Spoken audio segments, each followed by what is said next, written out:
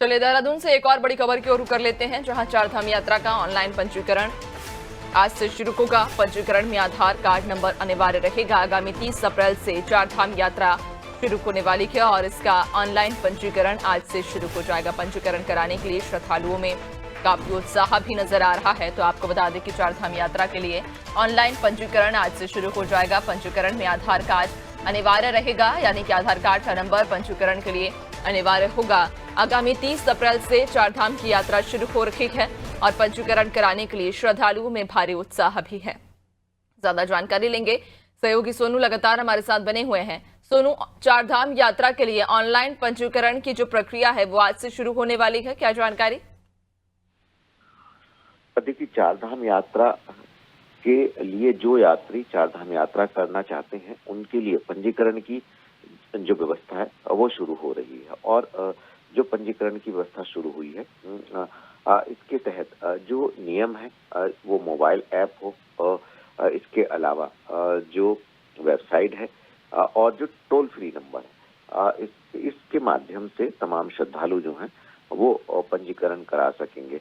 चूंकि धामों की जो धारण क्षमता है श्रद्धालुओं की, एक समय में एक धाम में कितने व्यक्ति दर्शन कर सकते हैं, कितने श्रद्धालु उपस्थित रह सकते हैं, इसको भी सुनिश्चित किया जा रहा है।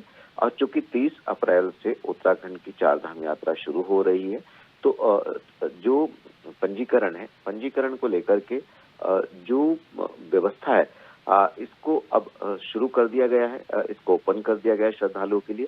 और आने वाले समय में हम देखेंगे नैन्सी की जो पंजीकरण की व्यवस्था है इसके साथ साथ जो हेली सेवाओं की बुकिंग है वो भी शुरू होगी, क्योंकि अब जैसे जैसे समय नजदीक आ रहा है वैसे वैसे चारधाम की यात्रा से संबंधित व्यवस्थाओं को व्यवस्थित किया जा रहा है। और अब चूंकि पंजीकरण प्रक्रिया शुरू हो गई है, लिहाजा इसके लिए भी जो कई अधिकारी कई कर्मचारी हैं जिनको ड्यूटी सौंपी गई है और जो पंजीकरण हो रहे हैं उसके लिए आधार कार्ड को अनिवार्य किया गया है।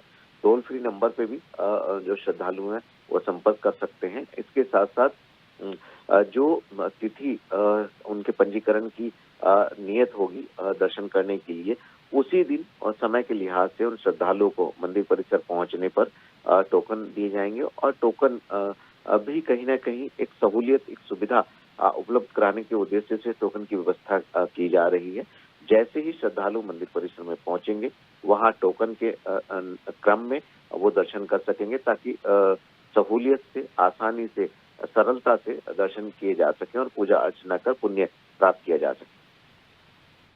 बिल्कुल, यानी कि चारधाम यात्रा को लेकर आज से ऑनलाइन जो पंजीकरण की प्रक्रिया है वो शुरू हो जाएगी। लेकिन एक और महत्वपूर्ण सवाल सोनू, कि जो यात्री पंजीकरण कराना चाहते हैं अपना ऑनलाइन, उनके लिए क्या प्रक्रिया रहेगी, कैसे वे अपना ऑनलाइन पंजीकरण करा सकते हैं?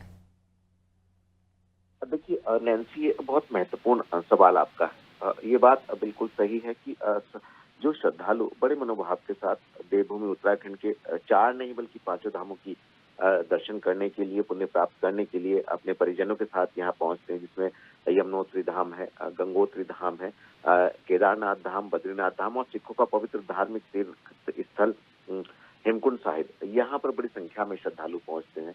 अभी फिलहाल जो है एक तो टोल फ्री नंबर है जो 1364 नंबर है, जिसपे श्रद्धालु संपर्क कर सकते हैं। इसके अलावा जो मोबाइल ऐप है टूरिस्ट केयर उत्तराखंड, ये इस नाम से मोबाइल ऐप है, इस पर जो है वो पंजीकरण श्रद्धालु करा सकते हैं। और इसके साथ साथ रजिस्ट्रेशन एंड टूरिस्ट केयर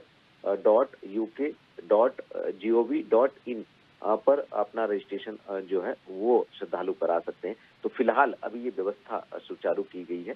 इसके बाद आने वाले समय में हम देखेंगे व्हाट्सएप नंबर भी अवेलेबल होगा।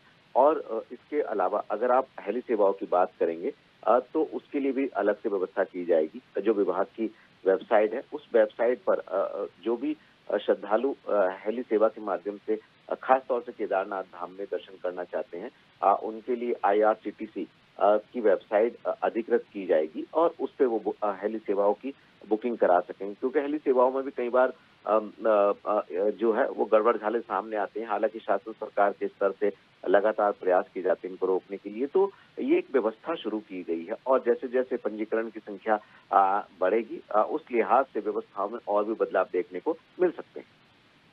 बिल्कुल, यानी कि चार धाम यात्रा को लेकर ऑनलाइन पंजीकरण की प्रक्रिया आज से शुरू हो जाएगी और यात्रा आगामी माह यानी कि अप्रैल की 30 तारीख से शुरू होगी और इसको लेकर श्रद्धालुओं में काफी उत्साह भी है। बहुत शुक्रिया आपका, बने रहिएगा और भी आगे आपसे अपडेट्स लेंगे।